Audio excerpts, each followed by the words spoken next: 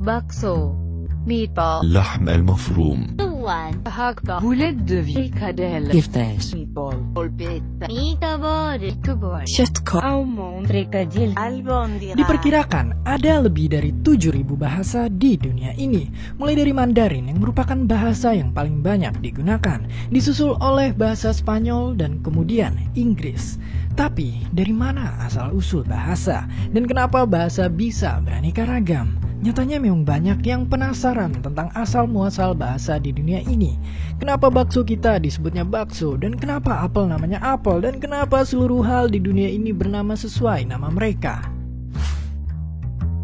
Menurut Om Noam Chomsky, bahasa muncul pada 60.000 hingga 100.000 tahun lalu di Afrika. Sebelum itu, kita sebagai manusia hanya mampu berkomunikasi sebatasnya, yaitu melalui mulut kita dan gestur tubuh kita. Lalu, kemudian otak kita berevolusi, sehingga lama-kelamaan kita dapat memahami hal yang lebih kompleks. Kita mulai menamai benda, makanan, hingga situasi bahaya menjadi suatu sebutan-sebutan simple, yang diteorikan berasal dari meniru sumber suara sesuatu tersebut.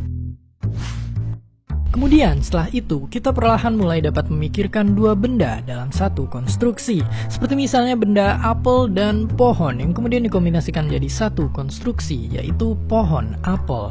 Kombinasi kata-kata tersebutlah yang kemudian berkembang menjadi struktur, yang kemudian menjadi cikal bakal dari bahasa.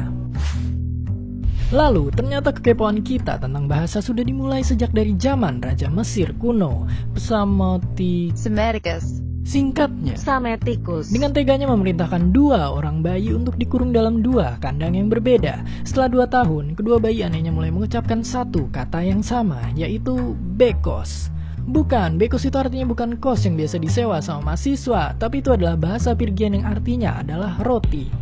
Alhasil, dari eksperimen tersebut mereka berkesimpulan bahwa Pirgian adalah asal-muasal dari semua bahasa di dunia ini, karena dapat diucapkan oleh seorang bayi tanpa diajarin.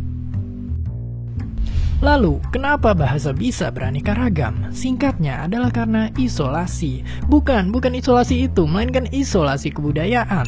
Pendeknya, nenek moyang kita bermigrasi ke seluruh dunia untuk mencari sumber makanan. Kemudian nenek moyang kita terpisah satu sama lainnya dan membentuk bahasa baru yang disesuaikan dengan kondisi alam, makanan, dan makhluk hidup lain yang tinggal di sekitarnya. Isolasi inilah yang menyebabkan kenapa di tiap tempat memiliki bahasa yang berbeda.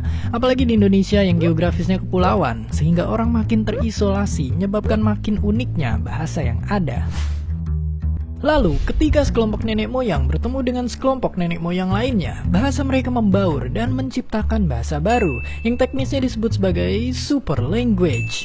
Itu sebabnya kenapa faktor jarak juga mempengaruhi bahasa yang ada, seperti misalnya negara yang berdekatan sering kali memiliki kata-kata yang mirip karena mereka saling membaur. Berbeda misalnya bahasa Spanyol dengan Mandarin, yang gak ada mirip-miripnya.